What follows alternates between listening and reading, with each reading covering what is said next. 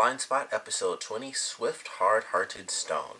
I thought this was actually a pretty fun episode. I think, kind of like the last episode, I think it had a unique structure. It wasn't the typical case where it's kind of our four, main characters who go out on the case and solve the issues.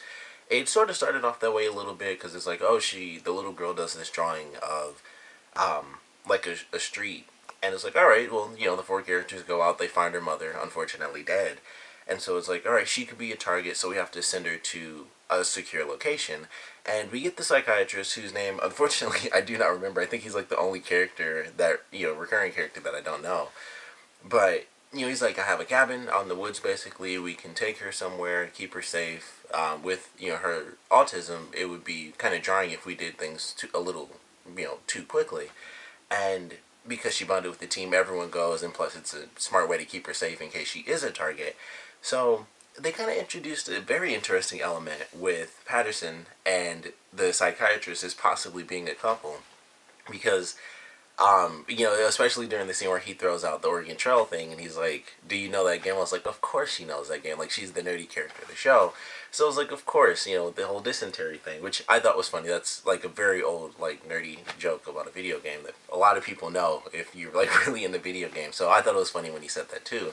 But I was like, "Of course she knows that." So it seems like they're kind of hinting at the idea of them possibly being together. They have similar interests, and they're all very smart people, so it's like, it kind of makes sense. It could work. I never considered it because they never even hinted at it before, but they did in this episode, and I liked it. I thought it was like, that's a cool way to do it. They find out stuff about each other, and I just thought it was pretty cool. I was like, that's a nice little way to kind of hint at, the possibilities between those two characters, which most likely wouldn't occur until the second season because we only have like two or three episodes left. But I thought it was cool. I thought that was a nice little nod to what they could do in the future for the characters. But just the structure, having the psychiatrist as a big part of this episode, I thought was cool too, because he rarely shows up. Like, he's not in every episode like everybody else is. He'll show up maybe every 3 or 4 episodes when someone's having an issue.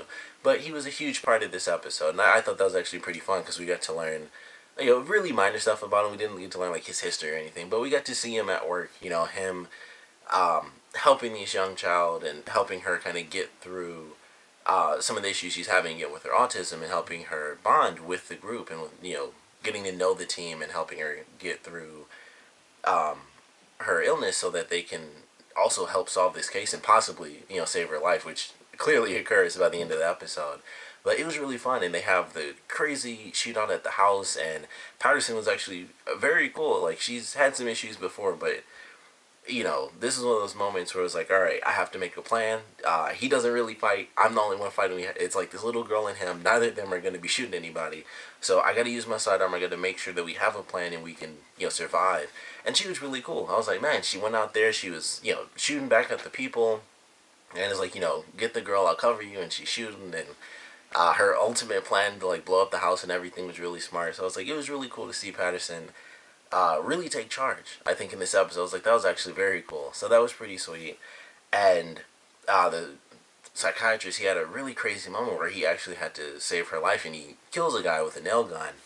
And I'm pretty sure that's not going to go away. Like, they didn't have time to really reflect on that because it's like he just killed someone to save his friend. But I'm pretty sure that's going to come back to him. We might actually see another psychiatrist talk with him, or maybe he'll just talk with someone else and try to work through it in his own way. But I was like, that's obviously a really big moment for his character. So if we don't see that happen within like the next couple episodes, then it's definitely something we'll get to see in season 2.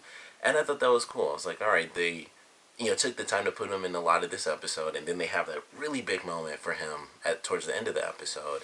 And it's like, this is gonna have an effect on his character. It might not be like the greatest effect where he completely changes or anything, but it's something that's gonna come up because he's never had to be a part of that version of the team. He's always like in the office helping everyone and sitting and talking in that crazy white wall room or whatever, and that's really it. But this was a very different experience. It was him in the field, so it was very different, and I enjoyed it. I thought they did a good job with it. As normal, the action's pretty cool. The ending scene was good. When they send Weller out in disguise as the reporter guy, that was a cool little scene where he's like beating the people up. And I didn't realize that that was him when I first saw it because I like looked down or something, so I only saw him after he started fighting because they show his face like when he does like throws the first punch. But I missed that shot. So when I looked up, I was like, "Damn, this guy got some random skills." And I was like, "Oh, it's Weller. That makes way more sense." I thought that was just something that happened to me. I thought it was funny, but I thought this was a really good episode. I really enjoyed it. Tightly knit, as far as the case goes, tightly knit. We have both Reed and Zapata, who officially, or well, they were about to. I guess it didn't really come out because Mayfair, she showed up, but most of it, like the gist of it, got out. The important stuff, and it's like Zapata's like, you can hide whatever the heck you want, but things are weird. Weird stuff's happening with Carter, or happened with Carter and his disappearance. So I know you're looking into it. I think it's weird too, and I think something's going on with Mayfair. I can't figure out what, but I know something's weird. I know you can tell something's weird. We need to figure this crap out. So I was glad that that happened because they had, they've had their weird back and forth. So I was like, oh, what are you doing here? It's like nothing. Why are you, following me? When Reed was like first looking into the picture stuff, and it's like I wasn't. Zapata was like, okay, I'll back off. And they had another moment like that. And I think it was in reverse this time, but they finally have like at least a part of a conversation about it. So that's really gonna come up. And then of course, something I just wasn't expecting until Mayfair, like when she left the room and they kept cutting to everybody. It's like everybody needs a drink. I don't know why they were showing everybody, but when she left the room and it's like, okay, they have the music playing, they're doing all these different little cuts, and she's thinking about where her life is and how she just saw the woman that she loved who was supposed to be dead for years. She came back to life asking for money so she could escape and not actually get killed. So she's dealing with that and moving on to a new relationship, which she chose to do. And I thought it was going to be cool. I was like, okay, she had the things like, oh, stuck at work, but she deleted it and she went out to meet her. I was like, okay, that's cool. She's really truly moving on because oddly enough, when she came back, her ex-girlfriend came back to life, and in a weird way, that actually helped her move on. But unfortunately, she just can't catch a break. And I felt like, when she answers the phone, they're like, stop looking into Carter's disappearance or you're next. I was surprised that they said that because maybe it's been behind the scenes and they haven't focused on it. But I thought for sure they kind of let that go. I thought it was like, obviously people are still looking into it and it's suspicious, but they just hadn't really shown it. It was like, okay, some stuff is happening. She had the picture and it didn't work. She took it to the guy, so I'm assuming that's how they got the information. Like she took it to him and she got the picture back, but we hadn't seen anything after that moment. It was like, oh, she got the picture back. Actually, we may not have even seen her get the picture back. I don't remember that actually happening, but I feel like she did. Like I don't think he printed it out, but I think it was on the flash drive again.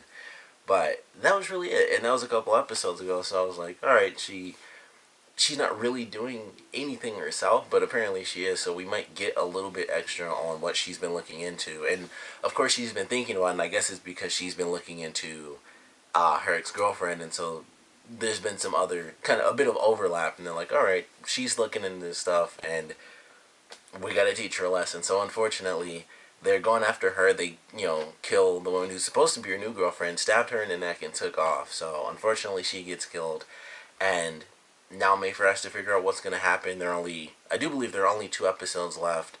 Actually, it might be 1 episode. I think I'm 1 episode behind.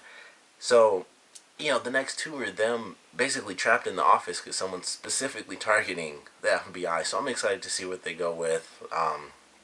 I doubt they'll kill anyone off from the main characters. I didn't consider that really, but if anyone was going to die, I think it would be Mayfair because they're kind of targeting her. But I don't know. They're basically like, don't look into it or, you'll be killed. So if she really does stop, which I highly doubt she will, she would be fine. But I don't think she'll stop. So she might actually be in danger of dying. I hadn't even considered that, honestly, until like just now that someone could even be killed off. So we'll have to wait and see what happens. But I certainly enjoyed this one. Like I said, I think the structure slightly different. Not nearly as different as the last episode, but just a little bit. Just really was the dynamic. I guess I shouldn't say the structure was different, but the dynamic of the mission was slightly different, and who was involved was different. And we have people, our characters that are normally in the office all the time, Patterson and the therapist, which I really wish I could remember his name because this was like kind of his big episode.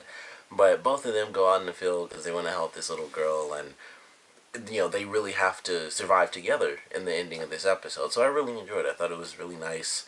And also at the end, Jane does decide to go through with the little USB thing, and she chooses to do that in order to protect Waller, who is supposed to kiss her apparently in the next episode. So we'll see how that plays out, because we have the stuff with Oscar, and how all that weird stuff played out, and he has his drink and everything, and he's like in a new office and stuff now.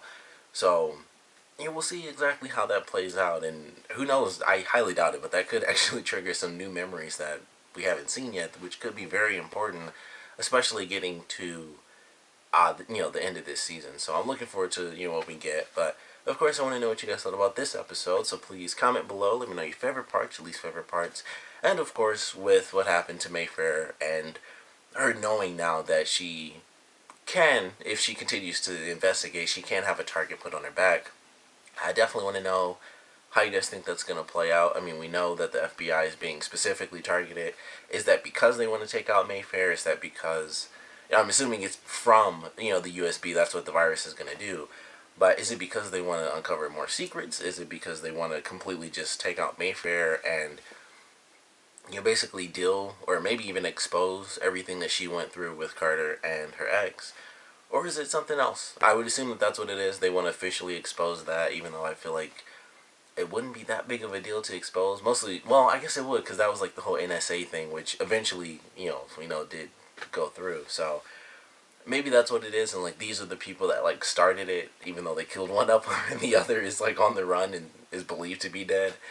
So I guess maybe that's their point, but I definitely want to know what you guys think is going to come of that. And of course, what you guys thought about this episode in general. So please comment below, let me know, and thanks for watching.